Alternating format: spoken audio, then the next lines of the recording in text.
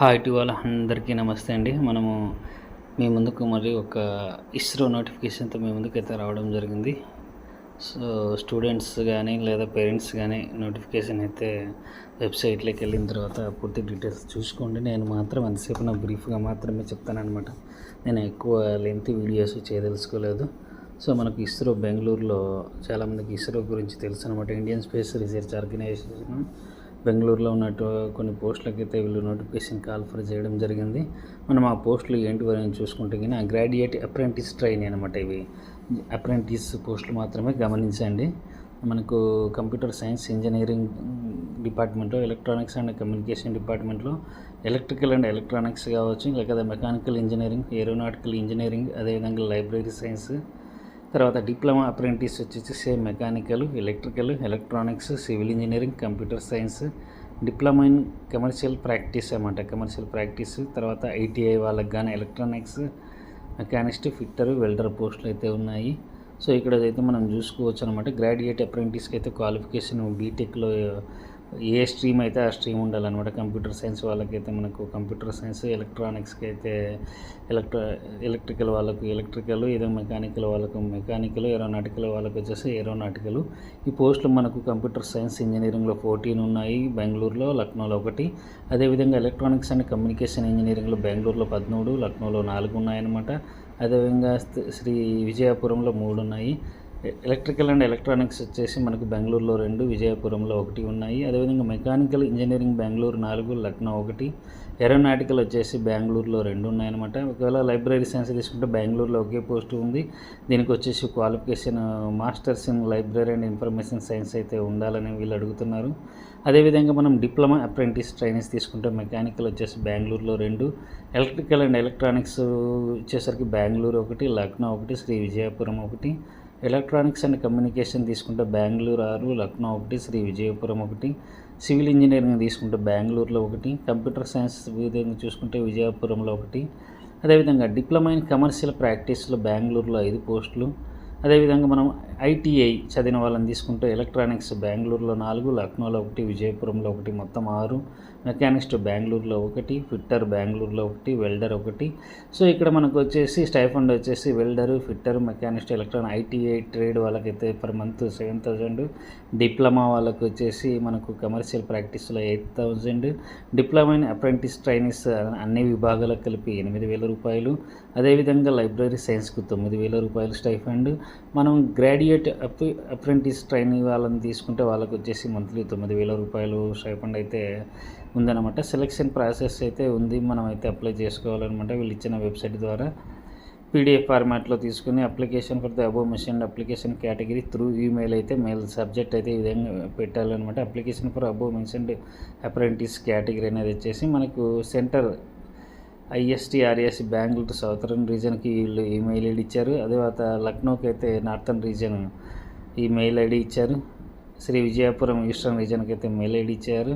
మనకు వచ్చేసి 10th class mark list certificate, 10th intermediate లేదా ITI card certificate, degree, diploma అంటే అదే డిగ్రీ అంటే ఇక్కడ ఇంజనీరింగ్ డిప్లొమా అవి సర్టిఫికేట్స్, ప్రొవిజనల్ సర్టిఫికేట్స్ కానీ మనం అప్లై చేసుకున్న తర్వాత ఈ ఎన్రోల్ నెంబర్ అనమాట.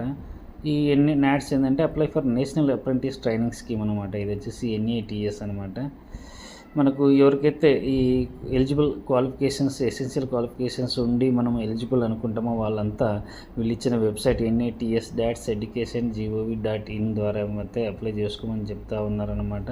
మనకు డేట్ ఆఫ్ ఇంటర్వ్యూ వచ్చేసి బెంగళూరు రీజన్కి వచ్చేసి May 20, 2021 ఉదయం 9 గంటలకు రిపోర్ట్ చేయమంటున్నారు.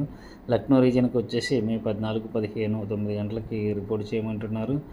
తర్వాత ఈ అండమాన్ నికోబార్ ఐలాండ్ విజయపురం వచ్చేసి April 29, 30 9 గంటలకైతే రిపోర్ట్ చేయమంటున్నారు. సో వీళ్ళు ఏంటంటే మీరు ఈమెయిల్ ఐడి అయితే జింక్ ఎక్కువగా లేకుండా పెట్టుకోండి, క్లీన్గా అంటే ఎక్కువ GB కంప్లీట్ అయ్యే విధంగా పెట్టుకోవద్దండి. ఎందుకంటే ఫర్దర్గా వీళ్ళు ఏ కరస్పాండెన్స్ని కూడా మీకు ఈమెయిల్ ద్వారానే చేస్తారనమాట.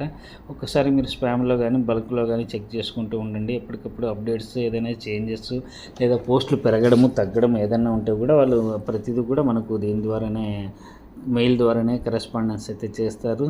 అదర్ టర్మ్స్ మనమైతే ఇంకా అదర్ టర్మ్స్ అంటే అదేంటి రిజిస్టర్ చేసుకోవాలి వాళ్ళు ఇచ్చిన వెబ్సైట్ ద్వారా. నాన్ రిజిస్టర్ చేసుకోకపోతే మాత్రం రిజెక్ట్ చేస్తామని అయితే చెప్తా ఉన్నారు. ఇంజనీరింగ్ గ్రాడ్యుయేట్స్ లేదా diploma holders, engineering and commercial practice, ITI trade who have passed out during the year 2022, 23 and 2024 వాళ్ళు మాత్రమే ఎలిజిబుల్ అని చెప్తున్నారు. ప్రస్తుతం ఎవరైతే చదువుతున్నారో వాళ్ళైతే ఎలిజిబుల్ కాదనమాట. అదేవిధంగా 2022 ఎర్లియర్ దాన్ 2022 వాళ్ళైతే ఎలిజిబుల్ కాదు, గమనించండి. కేవలం 2022లో పాస్ అవుట్, 2023లో పాస్ అవుట్, అదేవిధంగా 2024లో పాస్ అవుట్ అయిన గ్రాడ్యుయేట్స్ కావచ్చు, డిప్లొమా హోల్డర్స్ కావచ్చు, ఐటీఐ హోల్డర్స్ కావచ్చు, వాళ్ళు మాత్రమే ఎలిజిబుల్ అనమాట. ఎవరైతే ఇవి కూడా మళ్ళీ రెగ్యులర్ స్ట్రీమ్లోనే చదివి ఉండాలి. మళ్ళీ ఎవరైతే మేము డిప్లొమా స్ట్రీమ్లో చదివాం, డిస్టెన్స్ ఎడ్యుకేషన్లో చదివామంటే మాత్రం వాళ్ళైతే ఎలిజిబుల్ కాదు, అది గమనించండి. The period of training will be 12 months for graduates and diploma candidate training అయితే ఉంటుందన్నమాట. ఇది 12 months వచ్చేసి. అప్లై చేసే ముందు అయితే మనం సంబంధిత స్ట్రీమ్కు మన క్వాలిఫికేషన్ ఉందా లేదా అని చూసుకున్న తర్వాతనే, కేర్ఫుల్గా చూసుకున్న తర్వాతనే అప్లై అయితే చేసుకోండి.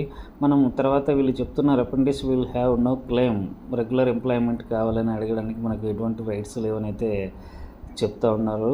తర్వాత courses should be recognised by any university in India లేదా స్టేట్ బోర్డు రిజిస్టర్. మామూలుగా కామన్గా ఓకే అండి, మనమైతే ఆంధ్రప్రదేశ్ బోర్డు కావచ్చు లేదా సెంట్రల్ బోర్డు ఏదైనా సరే రికగ్నైజ్డే కాబట్టి దానికి ఏమి. The candidates who have passed sandwich courses, obtained private degree, short term certificate courses, etcetera candidate pursuing higher studies, BTech in case of diploma holders వాళ్ళంతా ఎలిజిబుల్ అయితే కాదు అని అయితే చెప్తున్నారు, గమనించండి. ఇంకోటి తెలిసిందా, only Indian nations need to apply. Okay, అది కామన్ అండి. సో ఇది చూసుకోండి, మనకు అప్రెంటిస్ ట్రైనింగ్ ఉంటుంది.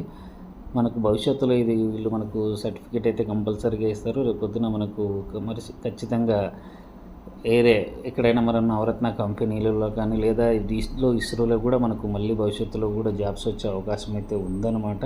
ఇది ఒక మనకు మంచి ఇక్కడ చేయడం వల్ల ఒక ఎక్స్పీరియన్స్గా ఉపయోగపడుతుంది. మిమ్మల్ని ఏదైనా ఫర్దర్గా ఫ్యూచర్లో అయితే మీ అనుభవాన్ని అయితే పరిగణలోకి తీసుకుంటారు. సో ఇంట్రెస్ట్ ఉన్న క్యాండిడేట్స్ అయితే తప్పకుండా అప్లై అయితే చేసుకోండి. మనకు దీనికి ఎటువంటి రిటర్న్ టెస్ట్ అయితే ఉండదు, ఇంటర్వ్యూ ద్వారా మాత్రమే ఉంటుంది. సో ఆల్ ద బెస్ట్ అండి. థ్యాంక్